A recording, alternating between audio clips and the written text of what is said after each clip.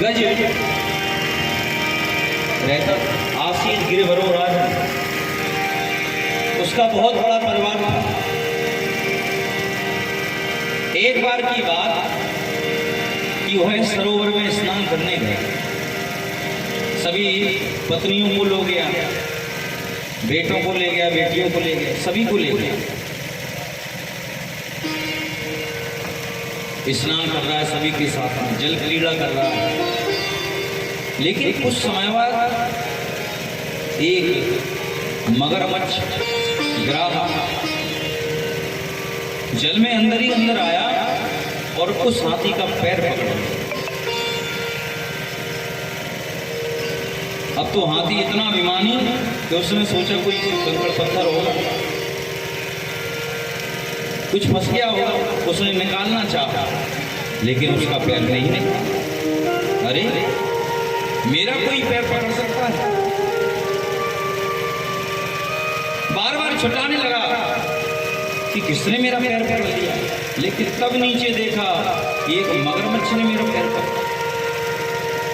अब तो खूब दम लगाए हाथी, खूब दम लगाए, लेकिन पैर नहीं छुटा पाया, क्योंकि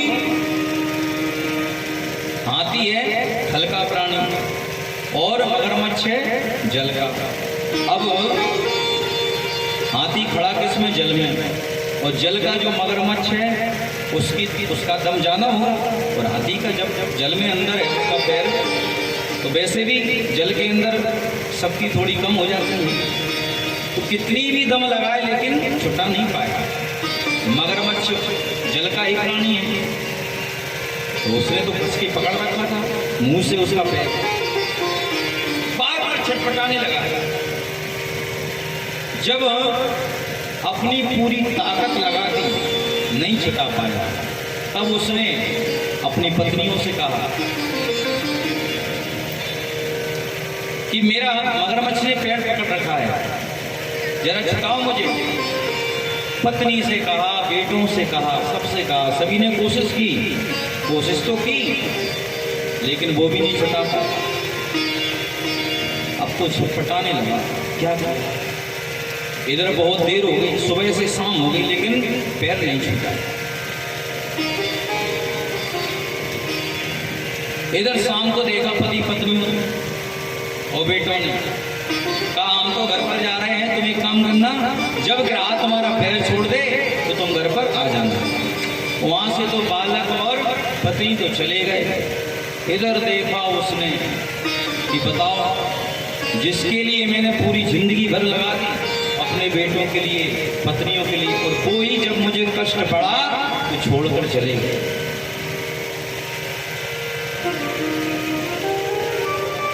एक गज और गिराह का ऐसा युद्ध है, इसका आध्यात्म क्या कहता है? आध्यात्म ये कहता है कि गज और जो गिराह का लड़ाई है वो कोई जीव की लड़ाई नहीं है, कोई पशु की लड़ाई नहीं है, वो हमारी और तुम्हारी लड़ाई है, वो रोजाना होती रहती है। ग्रह और हस्ती, गृहस्थी, जो रोजाना हम गृहस्थी में ऐसी लड़ाई हमकी चलती रहती है। ये सच बात है। हम जिंदगी भर अपनी पत्नी के लिए, बहू के लिए, बेटों के लिए करते रहते हैं, लेकिन जब हमको कष्ट पड़ता है तो कोई साथ नहीं देता, सब छोड़कर चले जाते। यही हाथी सोच रहा है कि मैंने बताओ इनका इतना साथ दिया, लेकिन जब मुझ पर इतना कष्ट, इतना संकट पड़ा तो सभी मेरे बालक और पत्नियां छोड़कर चली गई। लेकिन तब उसको ध्यान आया, क्योंकि अपबल तपबल और बाहुबल चौथों बल है दान। पहले उसने अपना बल लगाया, थक गया, नहीं छुटा पाया। अपबल तपबल और बाहुबल, सभी पत्नी पत्नियों से कहा, बेटों से कहा, लेकिन कोई नहीं जिता पाया। तब उसने सोचा अपुबल तपुबल और बाहुबल चौथो बल है राम। जब सगरे थक जाते हैं तब हारे को हरना। सुनी भी मैंने निर्बल के बलराम। जब किसी के पास बल नहीं होता है तो उसके बलराम होते हैं, उस जिसका कोई नहीं होता उसका भगवान होते हैं। ये तो अब सोचने लगा और देखो सबसे पहले उसने अपनी पत्नियों को बुलाया, बेटों को बुलाया। जब थक गया तब भगवान को याद किया। यही बात हमारे लिए भी होती है। जब हमको थोड़ा सा संकट पड़ता है तो हम अपने घर वालों को बुलाते हैं, लेकिन जब कोई संकट बड़ा रूप ले लेता है तब हम किसको याद करते हैं? जब चारों दिशाएं में तुम्हें कोई संभालने वाला ना मिले तब सिर्फ उस समय हम भगवान को याद करते हैं। अगर हम पहले ही भगवान को याद कर ले तो हम पे संकट पड़ेगा ही नहीं। आखिरी में जब हम भगवान को याद करते हैं तो भगवान भी थोड़ा लेट होते हैं, भगवान ही थोड़ी देर करते हैं। पछताने लगा, पता नहीं भगवान आएंगे कि नहीं आएंगे। समय चूक पुनि का पछताने, का वर्षा जब कृषि सुखा है। अब पछताएं होगा जब चिड़िया चुप गई खेत। लेकिन उसको ध्यान आया, क्या ध्यान आया? पिछले जन्म की याद आ गई उसको। एवं व्यवसितो बुद्ध्या, बुद्धि में जैसे ही आ गया। एवं व्यवसितो बुद्ध्या समाधाय मनोहृदि जजापम परमं जाप्यम प्रागजन्मन्यो निशिक्षितम्। पिछले जन्म की जैसे ही याद आई कि मैं तो भगवान का बहुत बड़ा भक्त था, इस जन्म में हाथी बना, वो भी एक संत के साथ से। जैसे ही ध्यान आई तब भगवान याद आए उसको, माफी मांगने लगा, क्षमा मांगने लगा। लेकिन भगवान ने ऐसी कृपा की उसके ऊपर कि सामने से ही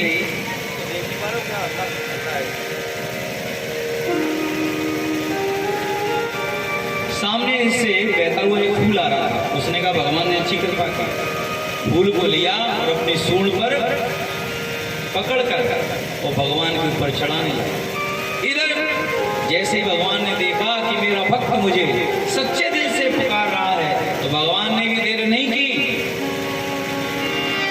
ओम नमो भगवते तस्मै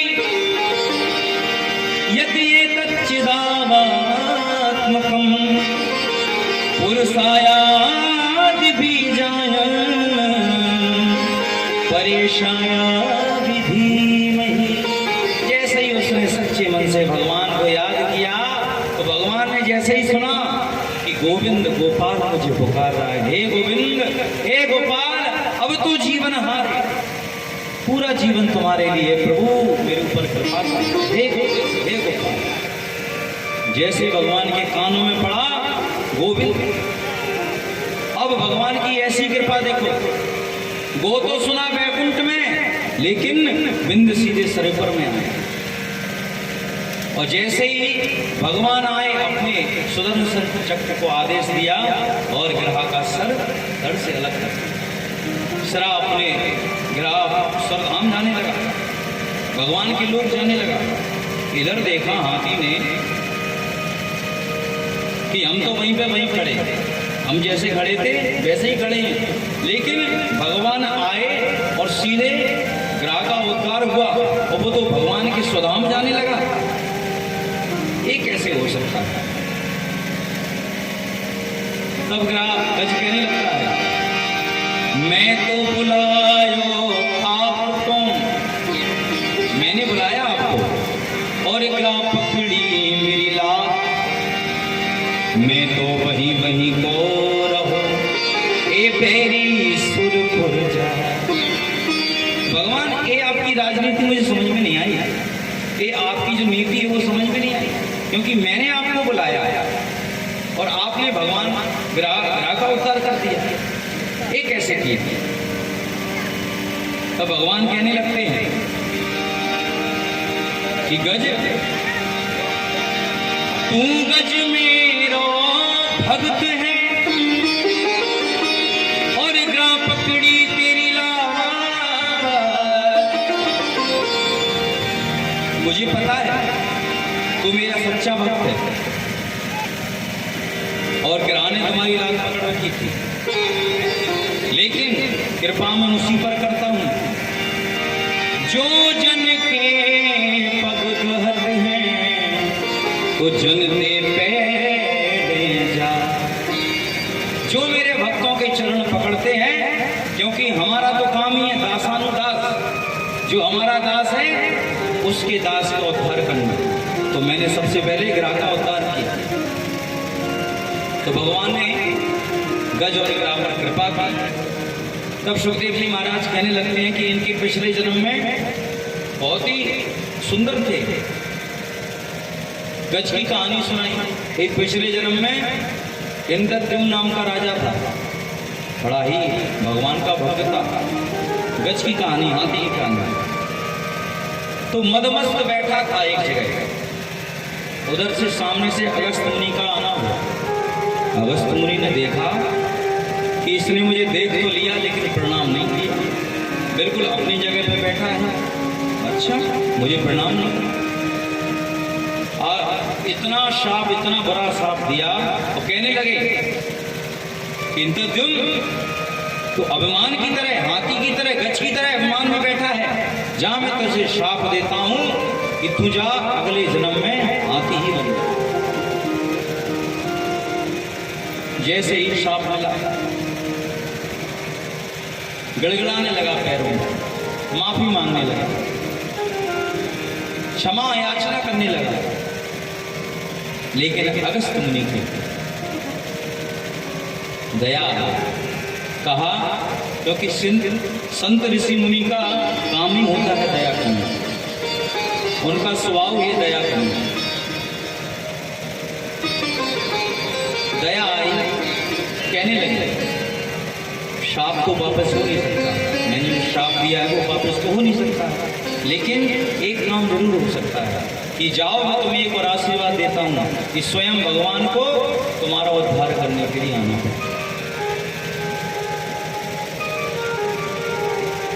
गज की कहानी सुना। इसके बाद जो ग्रह था, ग्रह मगरमच्छ, वो पिछले जन्म में एक भूहू नाम का गंधर्व था तो देवता, लेकिन राक्षसों जैसे काम करता था। किसी पर भी हंस जाए, किसी पर भी खिल्लियां उड़ाने लगे। एक सरोवर में कोई भी स्नान करने आए तो बिल्कुल छुपते छुपाते हुए जाए और उसके पैर पकड़ ले। वो तो छटपटा जाए कि इसने मेरे पैर पकड़ लिए। वो जैसे ही बाहर है तो ये आहा करके हंसने लगे। एक बार की बात कि देवल ऋषि उसी सरोवर में स्नान कर रहे थे। इसने देखा कि कोई ऋषि है, थोड़ा मजाक उड़ाना चाहिए। स्नान कर ही रहे थे कि वो छुपते छुपाते हुए गया। वो नाम का गंधर्व और नीचे से पैर पकड़ छटपटाने लगे देवल ऋषि, इसने मेरे पैर पकड़ दिए। अब जैसे ही बाहर आए छटपटाते, वो भी आया, हंसने लगा, ठहा करके हंसने लगा। देवर ऋषि को आया शाप, हे धूर्त, तुम ग्रह जैसे काम करते, मगरमच्छ, जाकर पिछले जन्म में और अगले जन्म में भी मगरमच्छ बन गया, ग्रह बन गया। अब तो उसने सोचा कि ये क्या हुआ, क्या किया। वो भी क्षमा याचना करने लगा, माफी मांगने लगा। तब देवल ऋषि को भी दया आ गई और उन्होंने कहा चलो ठीक है, कोई बात नहीं, मैंने तुम्हें शाप तो दिया है, लेकिन दया करके मैं एक वचन कहता हूँ कि जिस प्रकार तुमने ऐसे मेरे पैर पकड़े हैं उसी प्रकार तुम किसी भक्त के पैर पकड़ोगे, तुम्हारा उद्धार होगा। एक गजोदरा की कथा को सुनाया। इसके बाद सुखदेव जी महाराज ने समुद्र मंथन की कथा सुनाई। एक बार की बात कि दुर्वासा ऋषि गए भगवान नारायण के पास दर्शन करने गए। दर्शन करने पहुंचे तो भगवान नारायण प्रसन्न हो गए। उन्होंने जो अपने गले में माला पहने थे, माला को दुर्वासा ऋषि के गले में डाला। उन्होंने आशीर्वाद समझकर ग्रहण कर दिया। वहाँ से आ रहे थे तो स्वर्ग में देखा कि इंद्र बैठा हुआ है अपने सिंहासन पर, बड़ा ही सुंदर स्वरूप में सुशोभित हो रहा है। सामने से देखा दुर्वासा ऋषि ने, और दुर्वासा ऋषि ने एक काम किया, पास में गए और वही माला को, भगवान की प्रदत्त माला को इंद्र के गले में डाल दिया। अब सामने तो दुर्वासा ऋषि थे, उसने उस समय कुछ कहा नहीं, हंसने लगा, कृपा है महाराजा की।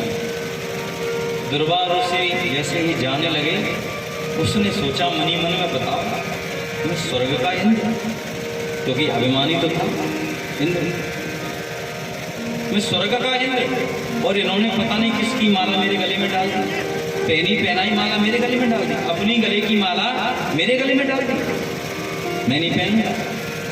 उसने माला को उतारा और नीचे डाल दिया। जैसे ही नीचे डालना हुआ इसका, उधर से दुर्वासा ऋषि ने सोचा कि क्यों ना देखा जाए मुड़क कर कि उसके गले में माला कैसी लग रही है, क्योंकि साक्षात प्रभु नारायण के गले से माला निकली है, भगवान की प्रदत्त माला है। दुर्वासा ऋषि का देखना हुआ और पीछे क्या देखा कि वही माला को उसका ऐरावत हाथी अपने पैरों से कुचल रहा। क्रोध, गुस्सा हुई, क्योंकि दुर्वासा ऋषि तो वैसे भी क्रोधी महात्मा, शाप दे दिया कि तुम बताओ, इतने अभिमानी, इतने अपने छूरे हो अपने अभिमान में, जाओ मैं तुमको शाप देता हूं कि तुम श्रीहीन हो जाओ, श्री से दूर हो जाओ, श्री से हीन हो जाओ। ऐसा शाप दिया कि जितना इंद्र का श्रीहीन होकर, और जो श्री था वो समुद्र में जाकर समा गया। अब तो जैसे ये घटना घटी, इधर शुक्राचार्य जी को मालूम पड़ा कि इंद्र तो श्रीहीन हो गया। बलि को बताया, जो दैत्यों का राजा था, उससे कहने लगे कि अच्छा मौका है अभी स्वर्ग पर राज करने का, क्योंकि सभी देवता श्रीहीन हो गए हैं, उनमें बल नहीं रहा है। एक काम करो, तुम स्वर्ग पर सभी दैत्यों को ले जाकर चढ़ाई कर दो। और जैसे ही बलि ने सभी अपने भाई को सभी को साथ में लेकर तो स्वर्ग पर चढ़ाई कर दी। इधर सभी देवी देवताओं को मारकर भगा दिया और खुद स्वर्ग का राजा बन गया, राजा बन गया।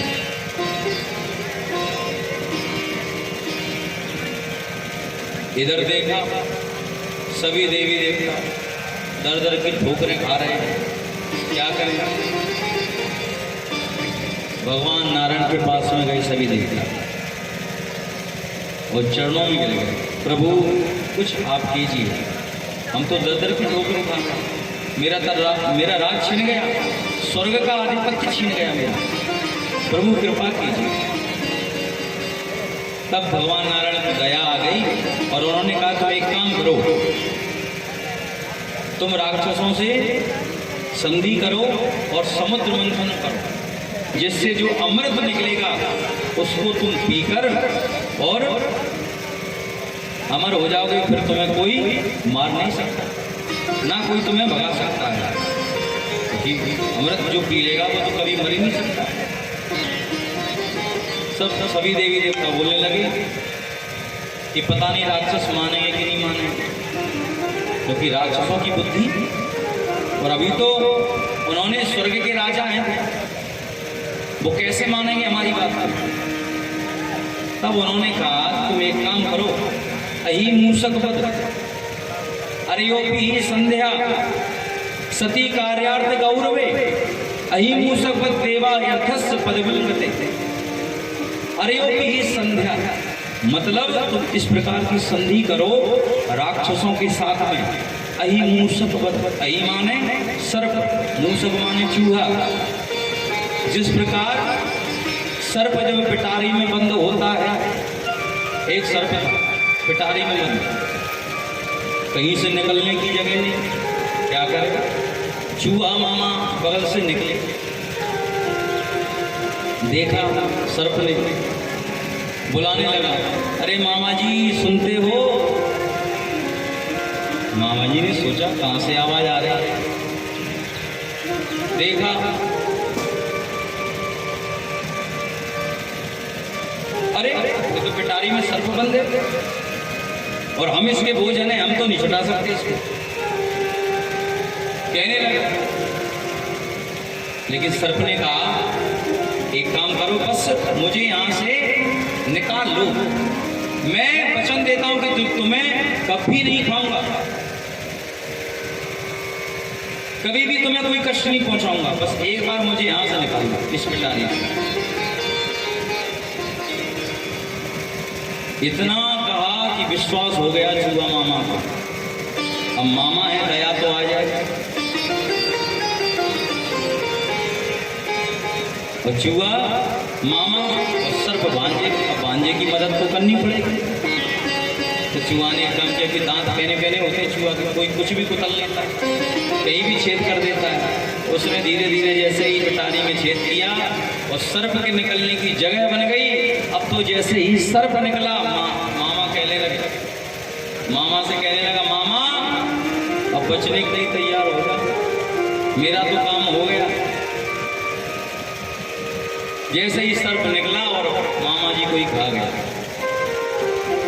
तो कहने का तात्पर्य है कि तुम इस प्रकार की संधि करो कि जब तक अमृत नहीं निकलेगा तब तक तुम उनसे प्रेम से बात करो, और जब अमृत निकल जाएगा अमृत पी लेना, फिर जो तुम्हें करना है सब।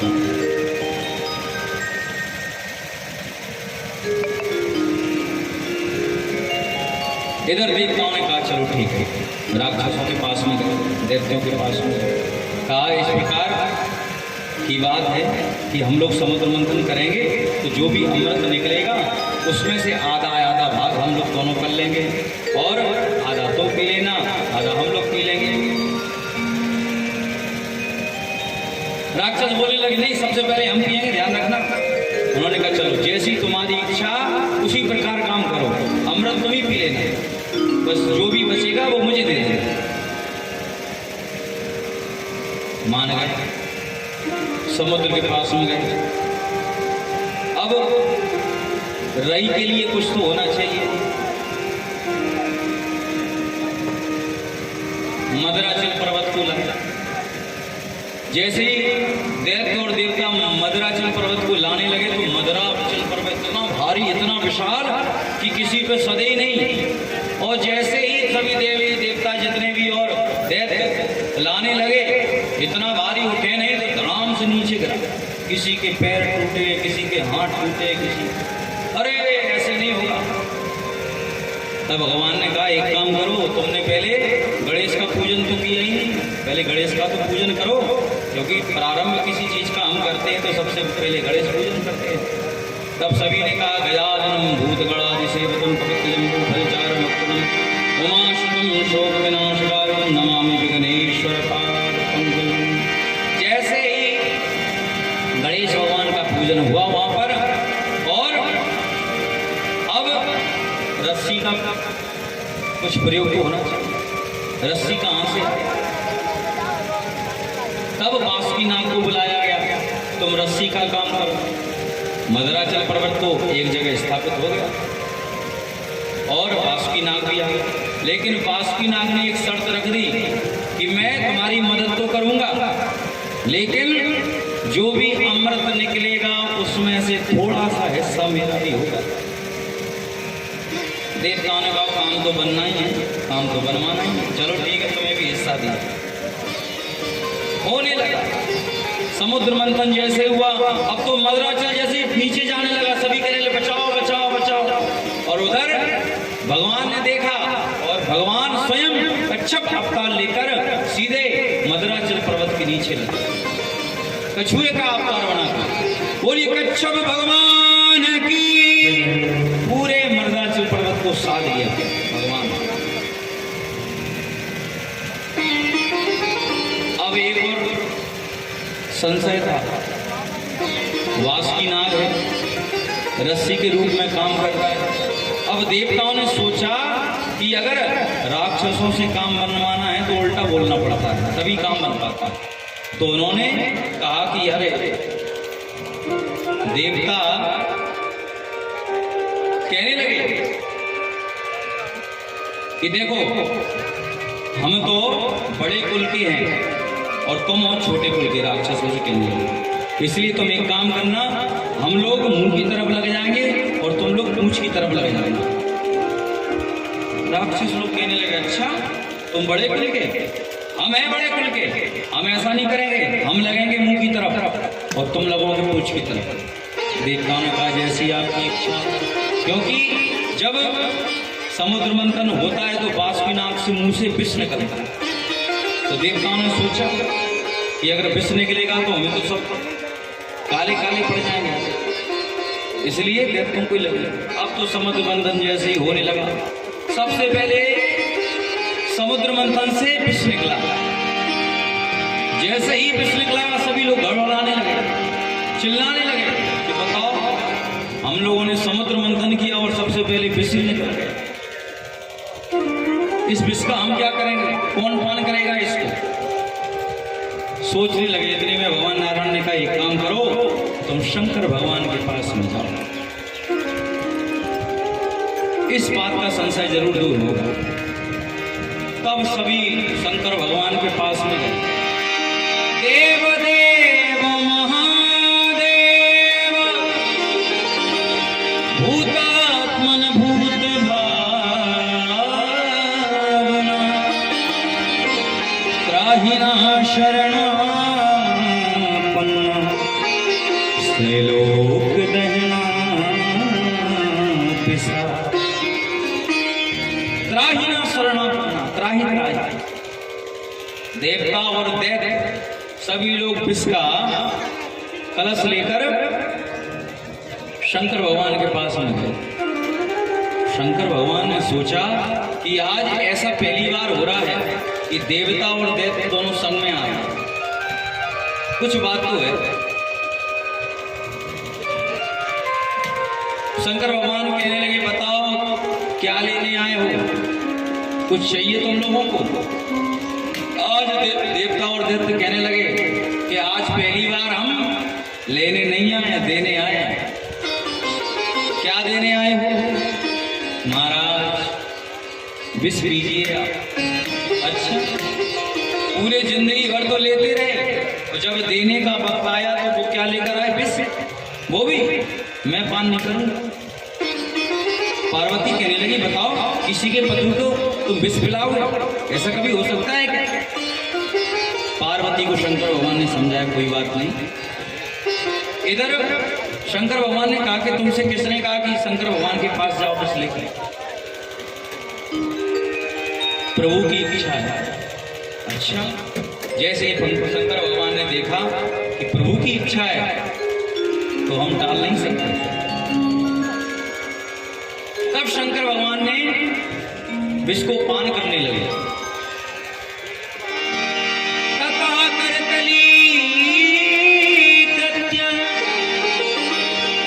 व्यापी हालाहलम विषम अवक्षन् महादेव कृपया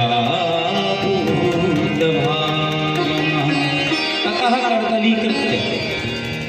भगवान शंकर ने अपनी दोनों हाथों की करतली बनाई और देवताओं से कहा लाओ विष डालो। और जैसे ही करतली बनाकर पान करने लगे और अपना रा कहकर मुंह खोला, रा कहकर मुंह को खोला विष को अंदर पीने लगे और माँ कहकर मुंह को बंद कर लिया। क्योंकि हम लोग राम कहते हैं ना, राम तो राम रा पर मुंह खुलता है और माँ पर मुंह बंद हो जाता है। भगवान शंकर ने मुंह खोला रा कहकर और मुंह बंद किया माँ कहकर। तब ध्यान में आया कि विष तो मैंने पी लिया, लेकिन मेरे हृदय में तो प्रभु श्री राम जी विराजमान। अगर मैं अंदर ले गया विष को तो प्रभु को कष्ट होगा। क्या करना चाहिए? वमन कर देना चाहिए, निकाल देना चाहिए। इधर बाद में ध्यान आया कि अगर वमन कर दूंगा तो ये तीनों लोग नष्ट हो जाएंगे, पूरा संसार नष्ट हो जाएगा विष के प्रभाव से। क्या करना चाहिए? तब शंकर भगवान को ध्यान आया, और हमारे शंकर भगवान तो इतने दयालु हैं कि ना संसार की पीड़ा दे सकते हैं, ना अपने प्रभु की पीड़ा दे सकते हैं। उन्होंने सोचा कि क्यों ना इसको अपना आभूषण बना लिया जाए। और यक्षकार गले नीलम तक्ष साधुर भूषणम, भगवान ने सोचा कि इसको कंठ में ही हम लोग धारण करते हैं, कंठ में ही धारण कर लेते हैं इसको। और भगवान ने जैसे ही ना निकला और ना अंदर ले गए, अपने इसको कंठ में धारण कर लिया। और तभी भगवान का कंठ पड़ गया नीला, और तभी से भगवान शंकर का नाम पड़ा नीलकंठ महादेव। बोली नीलकंठ महादेव की जय। नाम प्रभाव जान शिवनी को, और काल कूट फल दीन अमीर। भगवान ने विष्णु को। अच्छा एक बात मुझे बताओ कि भगवान शंकर का जो रंग है वो कैसा है? कोई जानता है? भगवान किस प्रकार के लगते हैं भगवान शंकर?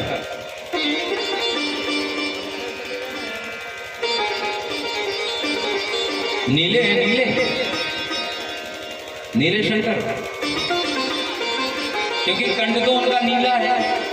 और अगर पूरा ही शरीर उनका नीला होता तो कंठ कहां से दिखता नीला?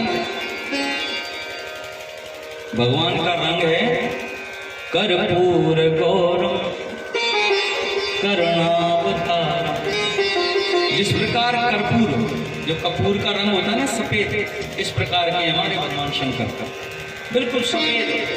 और जो कंठ होता है नीला, तो कंठ ऐसा लगता है उनका कि जैसे उनका आभूषण बन गया हो।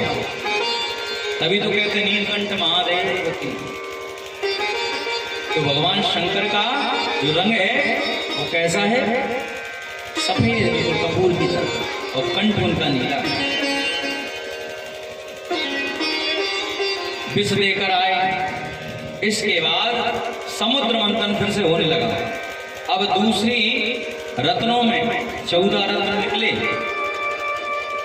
समुद्र मंथन में। पहला रत्न तो विष निकल गया। अब दूसरा रत्न निकला कामधेनु गाय। कामधेनु गाय आई तो देवताओं को दे दी, लेकिन देवताओं ने सोचा कि हम कामधेनु गाय का क्या करेंगे, तो देवताओं ने एक काम किया कि ऋषियों को दे दी कामधेनु गाय। अब निकली चंद्रमा निकला। चंद्रमा में ऐसे दोनों छटपटाने लगे, दैत्य छटपटाने लगे, देवता छटपटाने, हम लेंगे हम लेंगे हम लेंगे। तब नारायण भगवान ने कहा कि चंद्रमा हम किसी को नहीं देंगे। अभी तुम थोड़े दिनों बाद शंकर भगवान को विष पिलाकर आए थे, और विष की इतनी गर्मी होती है कि सहन नहीं हो रही उनसे। तो चंद्रमा शीतलता प्रदान करने की हम शंकर भगवान को प्रदान करेंगे। तभी तो भगवान शंकर का एक और नाम पड़ा चंद्रमौलेश्वर। चंद्रमौलेश्वर कहते नाम शंकर भगवान को भी, उसी समय से नाम था। इसके बाद ऐरावत हाथी निकला, जो राजा इंद्र को दे दिया। उच्च श्रेवा घोड़ा निकला, जो बलि को दे दिया। कौस्तुभ मणि निकली, भगवान ने स्वयं अपने कंठ में धारण कर ली इसको। और इसके बाद रंबादिक अप्सराएं निकली, जो स्वर्ग में भेज दी। इसके बाद पारिजात वृक्ष निकला, जो स्वर्ग में स्थापित कर दिया। अब इसके बाद जैसे ही देखा सभी ने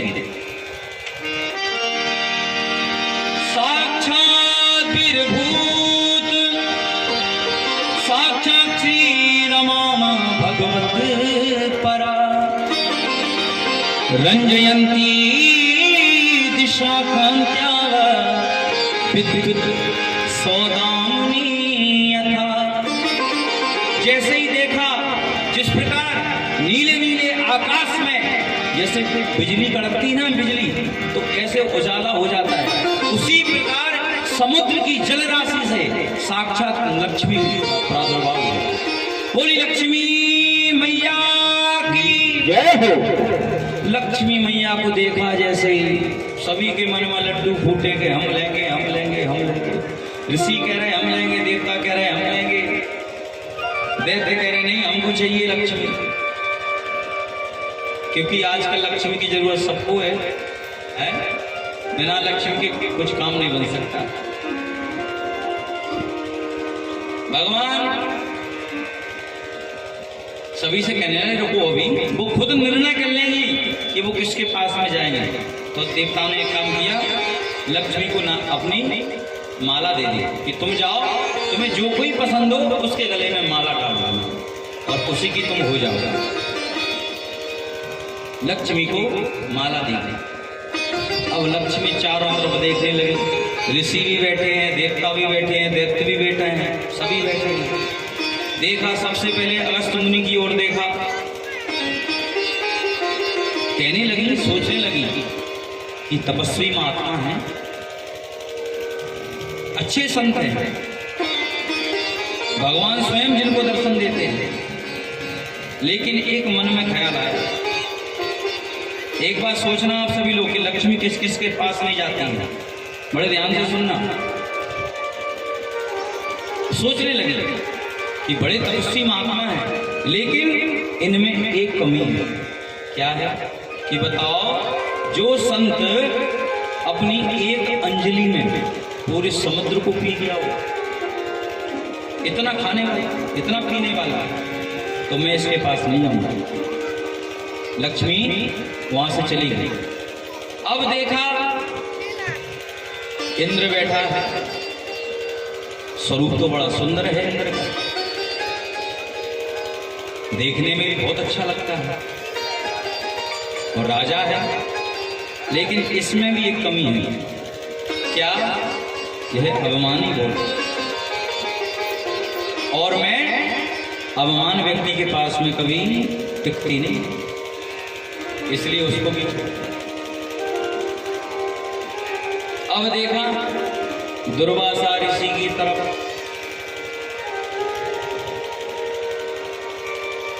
सोचने लगे बड़े तपस्वी महात्मा हैं, बहुत प्रतापी महात्मा हैं, लेकिन इनमें भी एक कमी है कि ये क्रोधी बहुत है। इसलिए ध्यान रखना, कभी क्रोध नहीं करना चाहिए। अगर क्रोध किया तो लक्ष्मी चली जाए। क्रोधी के पास कभी लक्ष्मी टिकती नहीं है। सरल स्वभाव बनाओ। अब देखा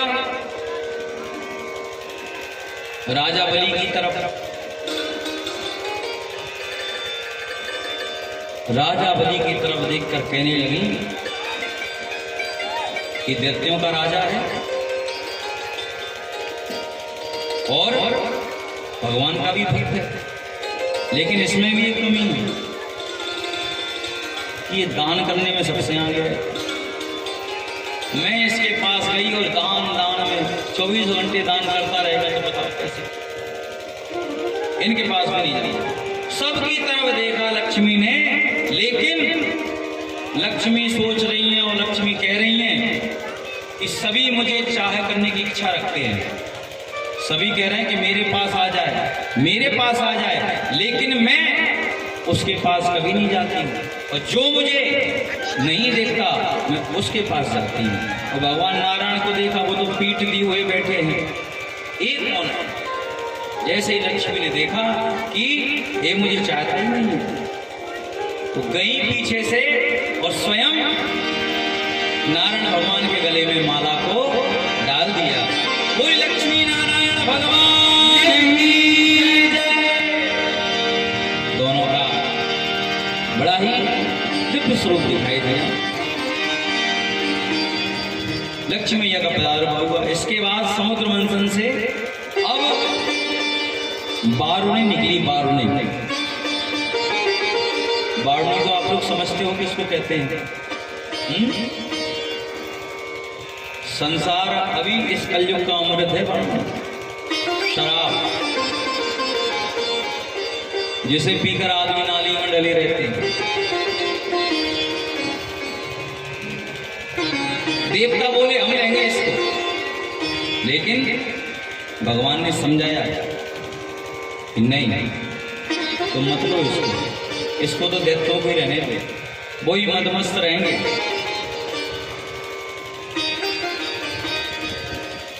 एक बार ऐसे ही एक कथा में एक व्यक्ति बैठा था, ठंड का समय था, बड़ी कड़ाके की ठंड पड़ रही थी,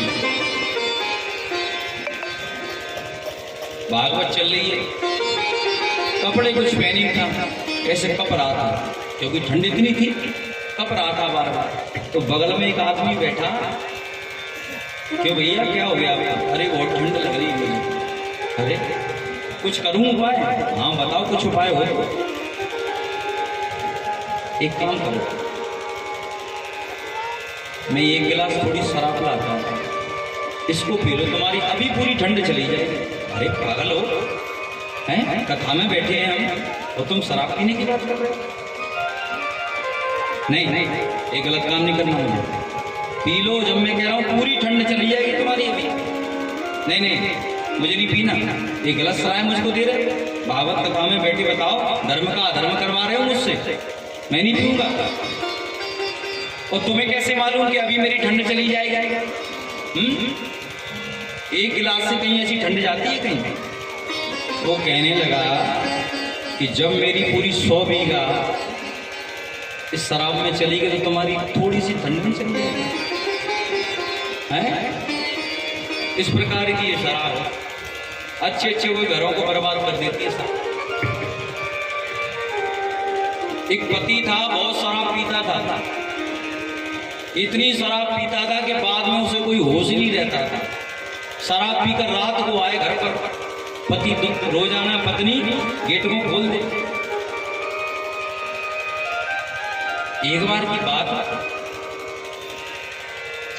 पति जैसे ही इतनी शराब पीकर आया और उसको तो कुछ होश ही नहीं, एक भैंसिया के नीचे जाके गिर गया।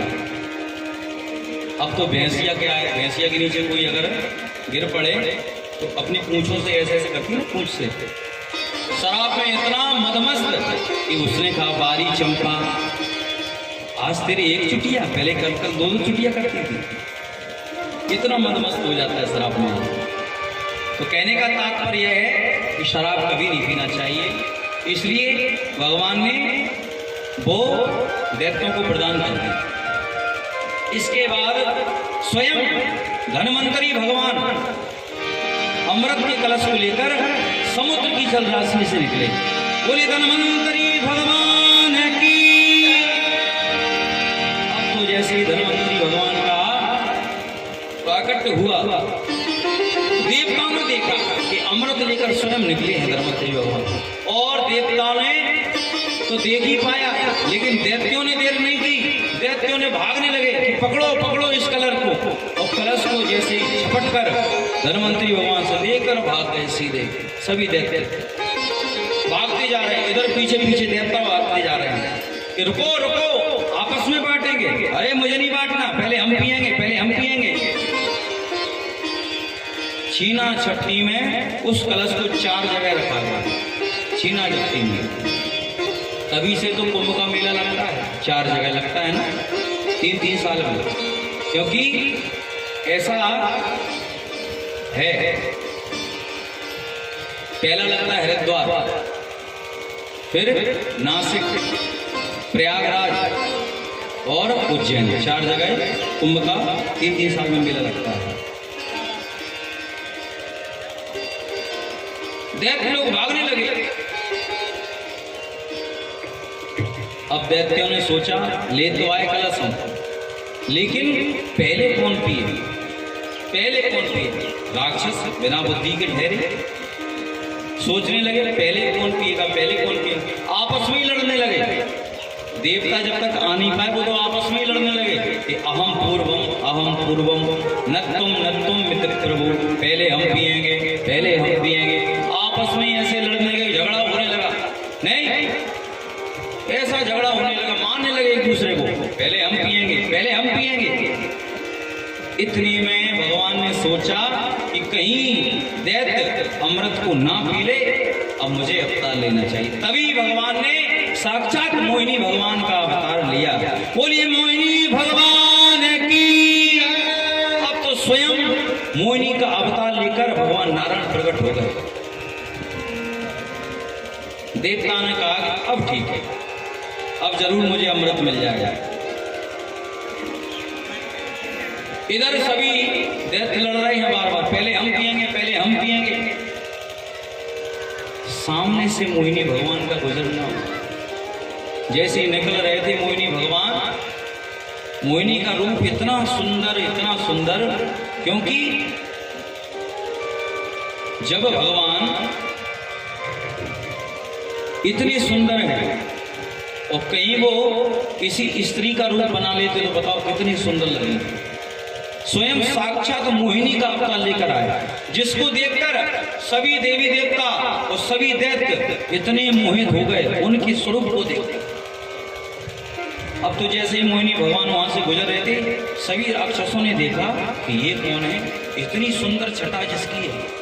सभी ऐसे मोहित हो गए कि पुकारने लगे, आप इधर आओ, मेरा एक बंटवारा कर दो। तो मोहिनी ने कहा कि मैं तुम्हारा बंटवारा कैसे कर सकती हूँ, मैं तुम्हारा ऐसा काम कैसे कर सकती हूँ, आप हो कौन, मैं आपका काम क्यों करूंगा। तो राक्षस कहने लगे तुम लोग मुझे नहीं जानते हैं, वयम कश्यप दायादा भ्रातरा कृत पौरुषा, वयम हम लोग कश्यप दायादा, कश्यप के पुत्र हैं, दिति हमारी मैया है, भ्रातरा कृत पौरुषा, और हम सभी लोग भाई हैं आपस में, मुझे नहीं जानते। चलो ठीक है, कोई बात नहीं, बताओ क्या काम है। अरे हम लोग आपस में झगड़ रहे हैं बार बार कि पहले इस अमृत को हम पिएंगे, इसको हम पिएंगे, इसलिए आप एक काम करो, मैं आप पर विश्वास करता हूं, आप अमृत को एक एक करके सभी को पिलाना। तब लक्ष्मी मैया कहने लगी कि ऐसे किसी पर विश्वास नहीं करना चाहिए। भगवान ने समझाया ऐसे किसी पर विश्वास नहीं करना चाहिए। कथम कश्यप दायादा पुंशल्या मही संगता, विश्वासम पंडितो जातु कामनीसु नयाति। कामनीसु किसी स्त्री पर, पराई स्त्री पर कभी विश्वास नहीं करना चाहिए। अभी हम लोगों की मुलाकात हुई और तुम इतनी जल्दी हम पर विश्वास कर रहे हैं, और वो भी अमृत का बंटवारा करने के लिए हमसे कह रहे हो। अब एक ने सोचा बताओ कितनी बुद्धिमान है, एक राक्षस सोच रहा है बताओ कितनी बुद्धिमान है? बड़े घर की पढ़ी लिखी ये स्त्री लगती है, सही कह रही है, वैसे किसी स्त्री पर ऐसा विश्वास नहीं करना चाहिए। अब दूसरा बोला, वो जब अपने मुख से कह रही कि किसी स्त्री पर विश्वास नहीं करना चाहिए तो अच्छे कुल की होगी। देवी तुम एक काम करो, हम तो तुम्हारे हाथ से ही अमृत पिएंगे और किसी के हाथ से नहीं। हम पे यानी हम लोगों का पूरा भरोसा है तुम्हारे ऊपर, तुम हमको अमृत पिलाओ बस। अब तो जैसे ही देवता भी वहां पर आ गए, भगवान ने कहा चलो ठीक है, लाओ अमृत का कलश। अमृत का कलश लिया। अब भगवान ने एक गणना और की, एक चतुराई और खेली, एक कौतुक और खेला। भगवान ने कहा अरे जय जय, ये क्या हुआ। जैसे ही कलश में देखने लगे, ऊपर ऊपर पतला है अमृत, नीचे नीचे है गाढ़ा। अब एक बात बताओ, दैत्य कि तुम पतला पतला पियोगे कि गाढ़ा गाढ़ा। अब दैत्य लोग बोले हम बड़े खानदान के, हम ऊंचे खानदान के हैं, हम इतने बलशाली, हम पतला पतला क्यों पिएंगे, हम तो मोटा मोटा पिएंगे, गाढ़ा गाढ़ा पिएंगे। तुम एक काम करो कि जो पतला पतला है वो देवताओं को पिला दो, वो जब गाढ़ा गाढ़ा बचेगा तो हम लोगों को पिला देना। भगवान ने कहा ठीक है, जैसी आपका इच्छा। भगवान ने वही किया, देवताओं को अमृत पिलाने लगे। जैसे ही सभी देवताओं को अमृत पिलाने लगे, इधर एक दैत्य ने देखा कि जब अमृत गाढ़ा पतला कैसे हो सकता है, हैं? छल कर रहे हैं हमारे साथ। एक स्वरभानु नाम का जो राक्षस था, दैत्य था, उसने सोचा कि पूरा अमृत जब देवता ही पी लेंगे तो हम लोगों को तो बचेगा ही नहीं। तो एक काम किया उसने कि सूर्य और चंद्रमा के बीच में जाकर बैठे। अब सूर्य और चंद्रमा तो इतने प्रकाश देने वाले, सूर्य स्वयं और आकाश चंद्रमा इतना प्रकाश देने वाले, उनके बीच में जाकर बैठे। अब जैसे ही सूर्य को भगवान अमृत पिला रहे थे, स्वरभानु को भी पिला दिया और चंद्रमा को भी। इधर देखा चंद्रमा और सूर्य ने कि बताओ ये तो दैत्य है और छल से आकर अमृत पी लिया ऐसे।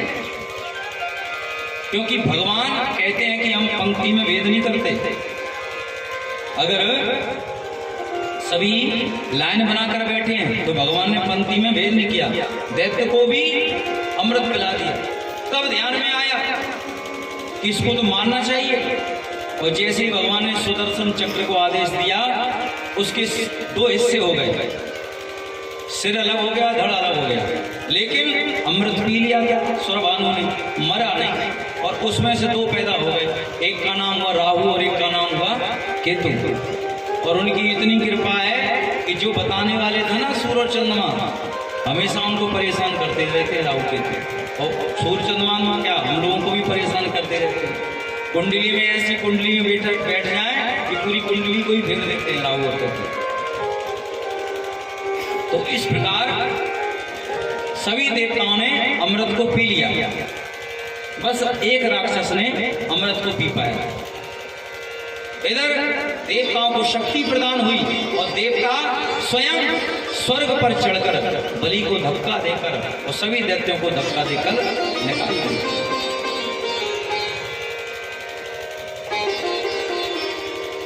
इधर जैसे ही बलि और सभी दैत्यों को आपस में इतना हुआ, इतना एक हुआ कि बलि भी मर गया और सभी देवता भी समाप्त हो गए।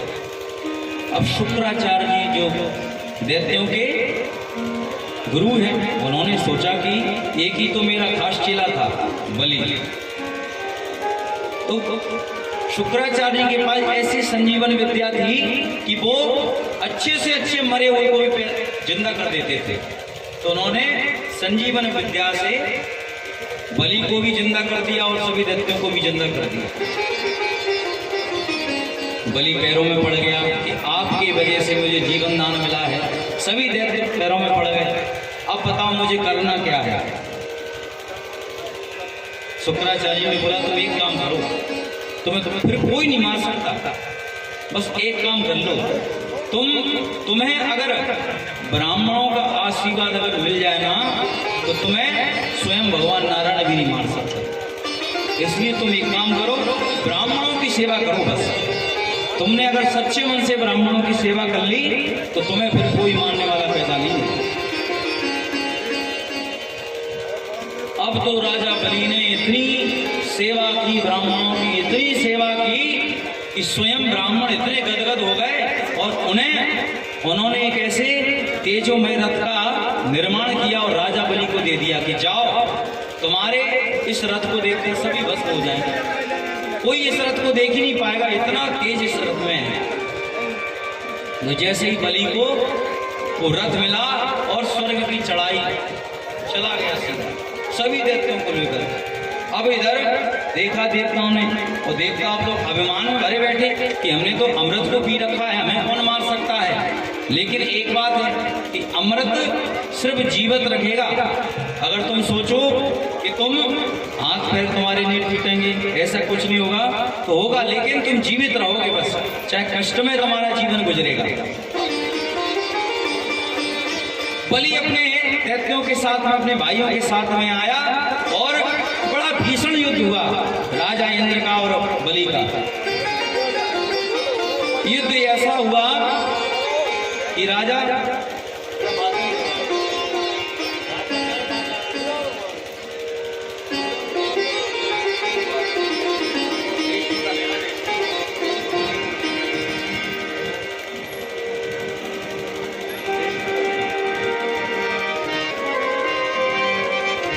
श्रीमन्नारायण नारायण श्रीमन्नारायण नारायण नारायण श्रीमन्नारायण नारायण श्रीमन्नारायण नारायण नारायण नारायण ओ श्रीमन्नारायण नारायण नारायण आइए सभी नारायण नारायण श्रीमन्नारायण नारायण नारायण श्रीमन्नारायण नारायण। बोली श्रीमद् भागवत महापुराण की जय। तो परीक्षित जी महाराज कथा कहाँ पर चल रही थी, हम तो भूल गए।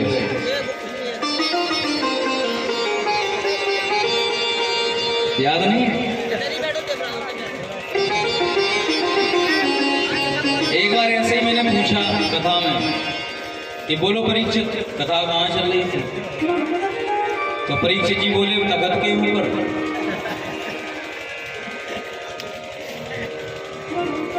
तो कहने की बात है, लेकिन जब बलि में और राजा इंद्र में इतना युद्ध हुआ कि बलि तो मरे नहीं, ना दैत्य मरे एक भी, क्योंकि स्वयं ब्राह्मणों का आशीर्वाद। भगवान भी अपनी बात को टाल सकते हैं, लेकिन ब्राह्मणों की बात को नहीं टाल सकते हैं। जैसे भीषण युद्ध हुआ, आप तो सभी देवताओं को धक्के देकर भगा दिया सभी देवताओं ने, और स्वयं बलि ये पूरे 3 लोगों का आधिपत्य बैठा कर और स्वयं स्वर्ग के सिंहासन पर बैठ गए। अब इधर फिर से देवता दर दर की ठोकरें खाने लगे, दुखी होने लगे। हमारा राज्य बार बार छिन जाता है, क्या करें। अदिति मैया बड़ी दुखी हुई, भगवान नारायण के पास में, अपने पति कश्यप के पास में गई कि कुछ हमारे जो बेटा है वो दर दर की ठोकरें गा रहे हैं, कुछ उपाय बताइए आप। तब कश्यप जी ने कहा तुम एक काम करो, फाल्गुन श्यामले पक्षे द्वादशाहम अयोव्रता। तुम एक काम करो, फाल्गुन मास में शुक्ल पक्ष में 12 माने 12 दिन का पयोव्रत करो। वो व्रत 12 दिन में सिर्फ दूध पीकर किया जाता है और नीचे लेटकर, और उसमें स्वयं नारायण भगवान की उपासना की जाती है। तो अदिति मैया ने सच्चे मन से उस व्रत को किया और स्वयं उनके घर साक्षात भगवान वामन भगवान का अवतार लेकर स्वयं प्रकट हो गए। बोलिए वामन भगवान की जय। वामन भगवान भाद्र पक्ष शुक्ल पक्ष की द्वादशी के दिन और सुबह 12 बजे वामन भगवान का प्रादुर्भाव हुआ। कंबटुम वामनम दृष्टा मोदमाना महेशया कर्माणि कारयामासु पुरस्कृत्य प्रजा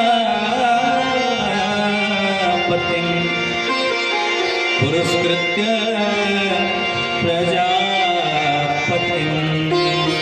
जैसे ही वामन भगवान का प्राकट्य हुआ, अब तो सभी देवी देवता, सभी ऋषि मुनि, सभी लोग वहां पर उपस्थित हो गए और सभी ने उन्हें उपहार देने लगे।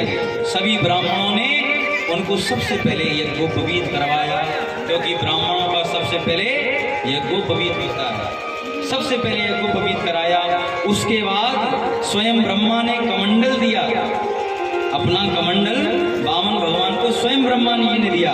आकाश ने छत्र प्रदान किया और सरस्वती मैया ने रुद्राक्ष की माला प्रदान की और भूदेवी ने चरण पादुकाएं दी। कुबेर ने भिक्षा का पात्र दिया और स्वयं अन्नपूर्णा ने भिक्षा दी। सभी ने कुछ ना कुछ उपहार वामन भगवान को दिया। अब तो अदिति मैया के पास में पहुंचे वामन भगवान। देवी, मुझे क्या कार्य करना है? माता, मुझे बताओ, मुझे क्या करना है?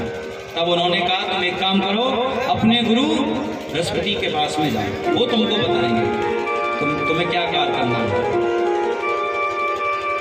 वामन भगवान अपने गुरु बृहस्पति के पास में कहने लगे, बताओ मुझे क्या करना है।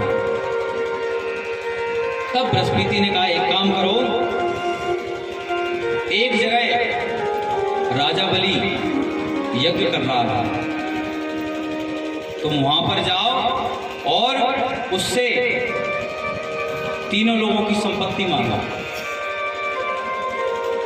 जैसे ही बृहस्पति जी का आदेश पाया वामन भगवान ने, अब तो राजा बलि के द्वार पर जाने लगे। वहां पर पहुंचे, राजा बलि तो यज्ञ कर रहा है शुक्राचार्य जी के साथ में। उसकी नजर जैसे ही वामन भगवान पर पड़ी कि बताओ, इतना सुंदर ब्राह्मण, और वो भी वामन भगवान है कितने, जैसे अपनी उंगली के नाम से, उंगली का जो उंगल होता है ना, उसके नाम से 52 उंगल इतने बड़े हैं सिर्फ हमारे वामन भगवान, बिल्कुल छोटे से। तम बटुम वामनम दृष्ट्वा, बटुक ब्राह्मण, छोटे से ब्राह्मण। तब बलि ने देखा, बलि तो यज्ञ करने की यज्ञ कर रहा था और उसने देखा कि स्वयं एक छोटा सा ब्राह्मण हमारे द्वार पर आया है। उसने अपनी यज्ञ को तो छोड़ा और उनका स्वागत करने के लिए पहुंचा।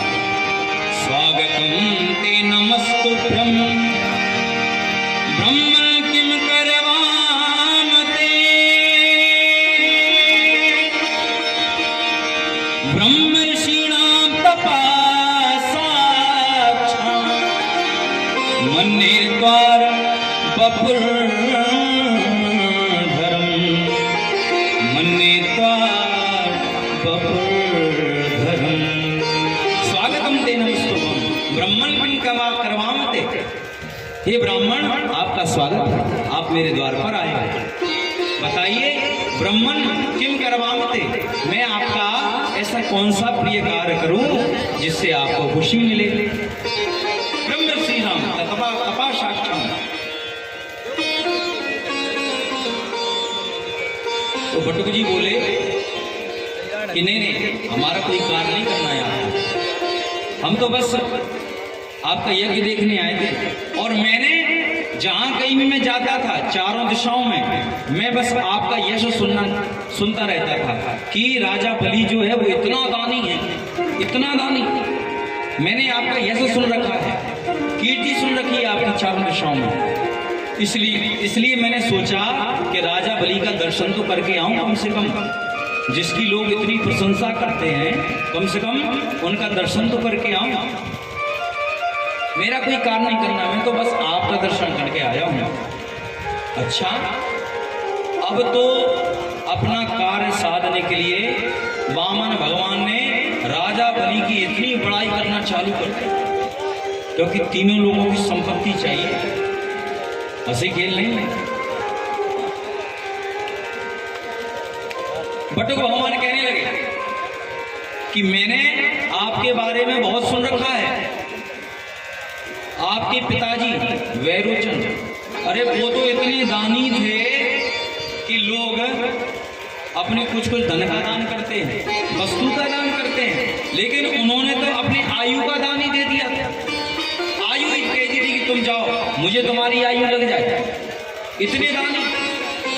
और जिनके तुम बेटे थे, तुम्हारे पिताजी की बात छोड़ो, तुम्हारे दादाजी प्रहलाद, क्योंकि प्रहलाद के बेटा हुए बैरोचन और बैरोचन के राजा बलि।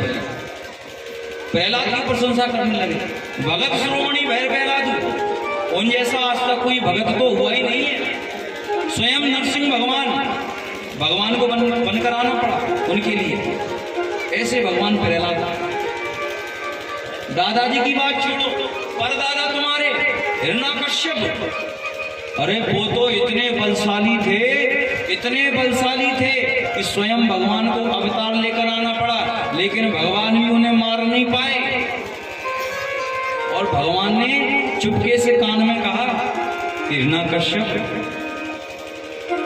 तुम मेरे हाथों मर जाओ, नहीं तो लोग मुझे भगवान नहीं समझेंगे, क्योंकि मुझे पता है तुम कितने बलशाली हो। ऐसे तुम्हारे परदादा। अब तो जैसे ही राजा बलि ने सुना कि कोई साधारण ब्राह्मण नहीं है जो मेरे परदादाओं की बात कर रहा है, देखने में तो छोटा लगता है ब्राह्मण, लेकिन हमारे दादा परदादा की बात कर रहा है। तब बलि कहने लगे कि ब्राह्मण देवता, मैंने बहुत ब्राह्मण देखे, लेकिन आप जैसा सुंदर ब्राह्मण मैंने नहीं देखा।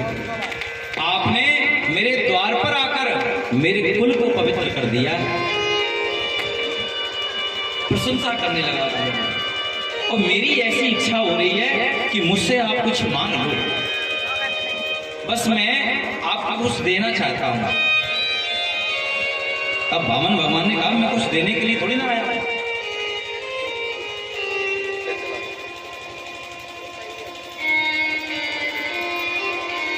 मैं कुछ लेने के लिए थोड़ी ना हूं, मैं तो आपका दर्शन करने के लिए आया था।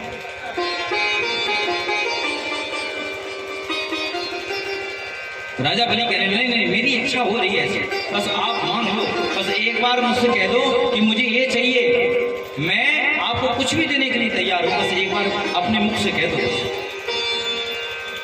अच्छा तुम नहीं मांग रहे तो चलो एक काम करता हूं, गांव कांचनम, तुम्हें गांव चाहिए, मैं कितनी भी गांव तुम्हें दे सकता हूं, बताओ क्या चाहिए।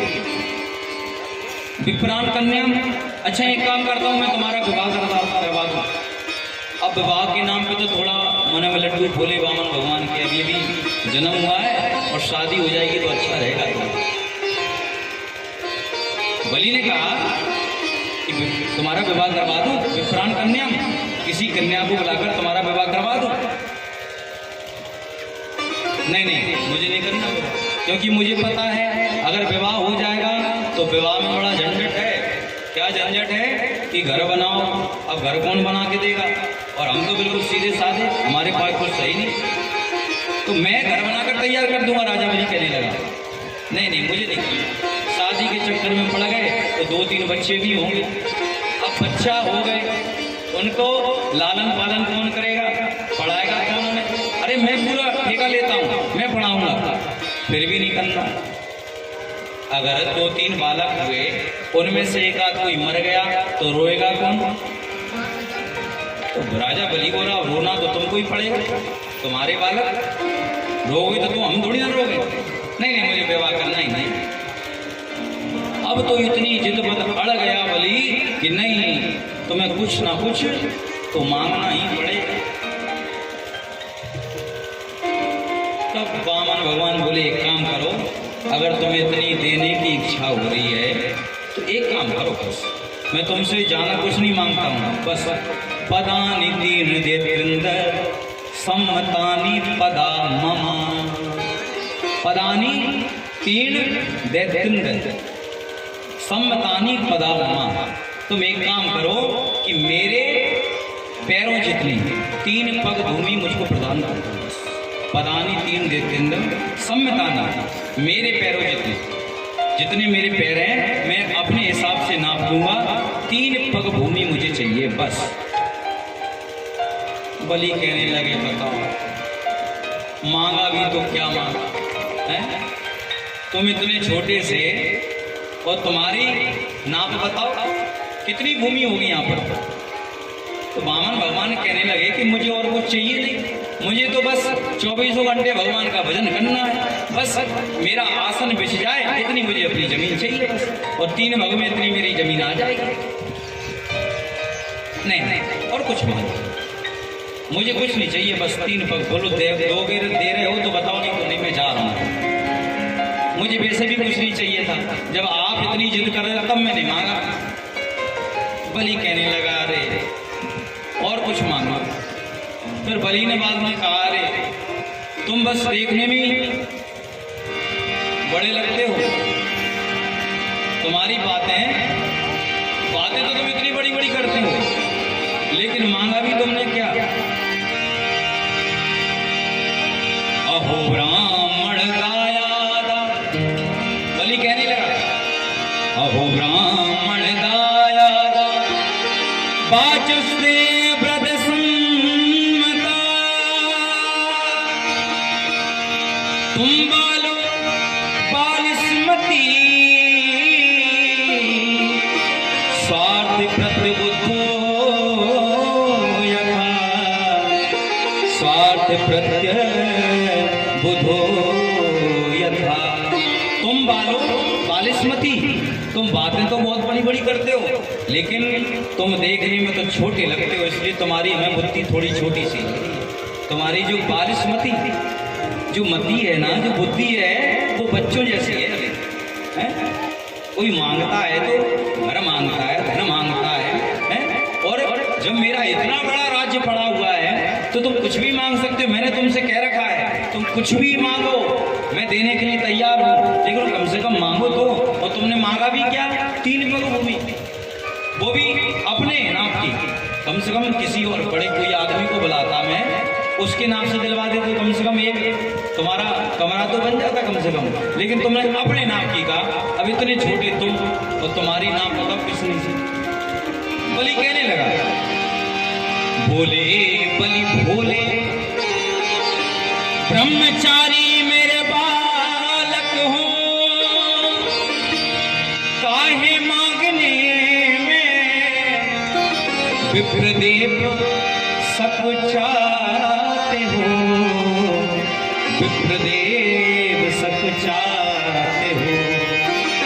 3 पग भूमि तुम्हारी नाप कितनी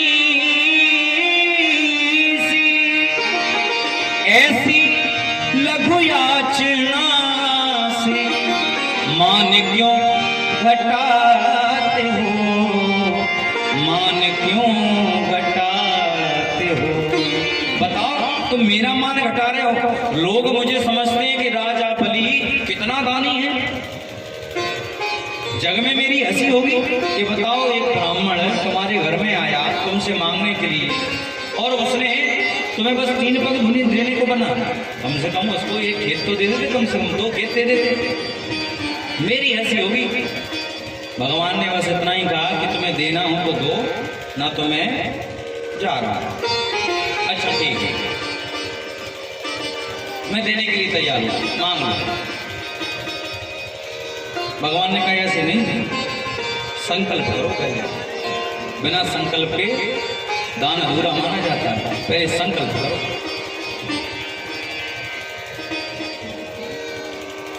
अब संकल्प के लिए तो मुझे गुरु को बुलाना पड़ेगा, हमारे शुक्राचार्य जी को उधर यज्ञ में उनको बुलाना पड़ेगा संकल्प के लिए। बुला लो। बलि गया, शुक्राचार्य जी से कहा कि एक ब्राह्मण जी आए हैं, ये देखने में इतने सुंदर हैं, बटुक ब्राह्मण हैं, और वो हमसे 3 पग भूमि मांग रहे हैं। आप चलो तो थोड़ा संकल्प करा दो जिससे मैं उनको भूमि प्रदान कर दूं। अब जैसे ही शुक्राचार्य जी ने सुना कि 3 पग भूमि और बटुक ब्राह्मण, ऐसा तो ब्राह्मण मैंने देखा नहीं। आए, ये है ब्राह्मण। देखा ब्राह्मण को, अब तो शुक्राचार्य जी समझ गए कि ये मेरे शिष्य को छलने आया है, स्वयं नारायण है। और कहने लगे बलि सावधान हो जा, दान मत कर, क्योंकि ये कोई बटुक ब्राह्मण नहीं है, ये तो 53 है, इसलिए समझ जा भी। ऐसे रोचनी साक्षात भगवान विष्णु राबया, कश्यपादादित्य जातो देवाना कार्य साधिका,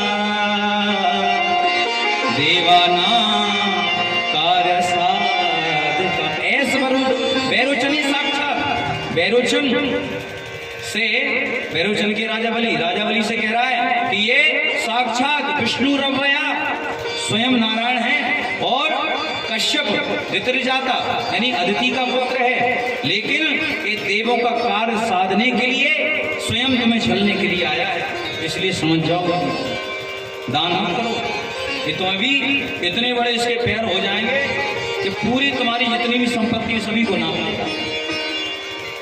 राजा बलि बोले चलो ठीक है, कोई बात नहीं, लेकिन मैंने वचन तो दे दिया है, अब चाहे भगवान हो, चाहे बटुक हो, चाहे ब्राह्मण हो, कोई भी हो, वचन मैंने दे दिया कि मैं दूंगा जरूर, और मैंने इनसे जिद की है कि मैं तुम्हें जो मांगना है सो मांग लो।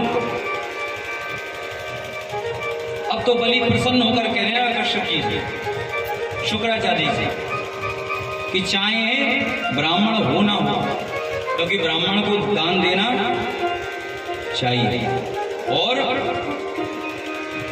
ब्राह्मणों का दान लगता भी है, लेकिन ये है आप बता रहे हो भगवान है, कोई बात नहीं, इससे बड़ी खुशी की बात और क्या हो सकती है? कि जो संसार को देते हैं, संसार को देने वाले और मेरे सामने हाथ फंसाते हैं, इससे बड़ी बात और क्या हो सकती है? हम तो दान देंगे क्योंकि स्वयं साक्षात भगवान मुझसे दान लेने के लिए आए हैं, और लोग बताते हैं कि दान देने वाले का हाथ ऊपर होता है, और हमेशा कोई कितना भी बड़ा बना रहे, लेकिन दान लेने का जो हाथ होता है वो नीचे होता है हमेशा, और दान देने वाले का हाथ ऊपर होता है।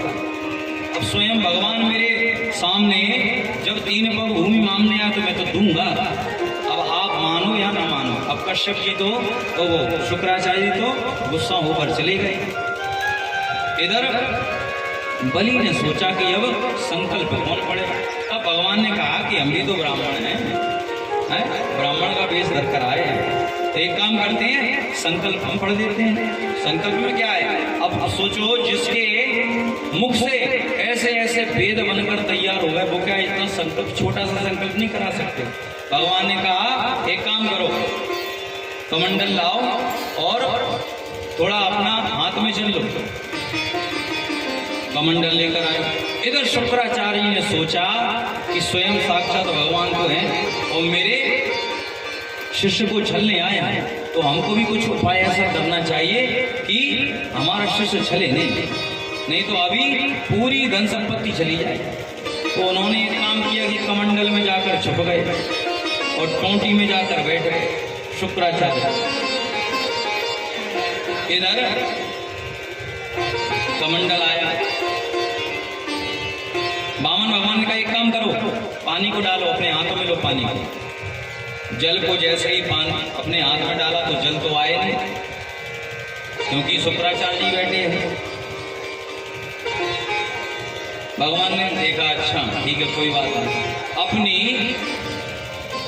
जो पहने हुए थे करदोनी उसमें से एक पोशाक को निकाला और दे दिए, लो कुछ कंकड़ पत्थर चला गया शायद, तो एक काम करो थोड़ी सफाई करो तब जल आएगा। तो जैसे ही बलि का कुसा डालना हुआ और इधर शुक्राचार्य जी का देखना हुआ, और जैसे ही कुसा अंदर गई तो एक आंख गोविंदाय नमो नमः शुक्राचार्य। अरे ये क्या हुआ? लेता कोई देता कोई, लेता कोई देता कोई, हमने मांग अपारन कोई,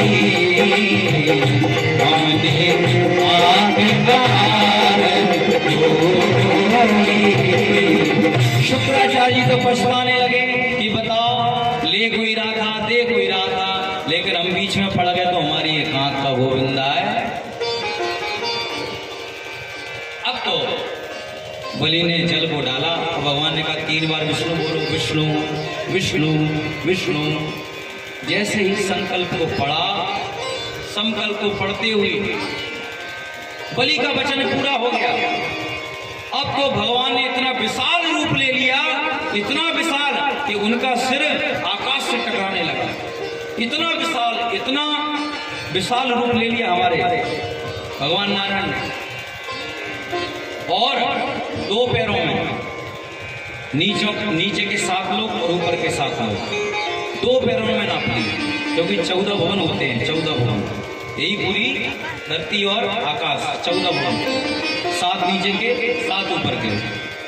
पहले नीचे नापा, अतल वितल सुतल तलातल रहातल और महातल और पाताल, ये 7 लोग नीचे गए और 7 लोग ऊपर गए, भूर्भुवः स्वः महाजना तपा और सत्य लोग।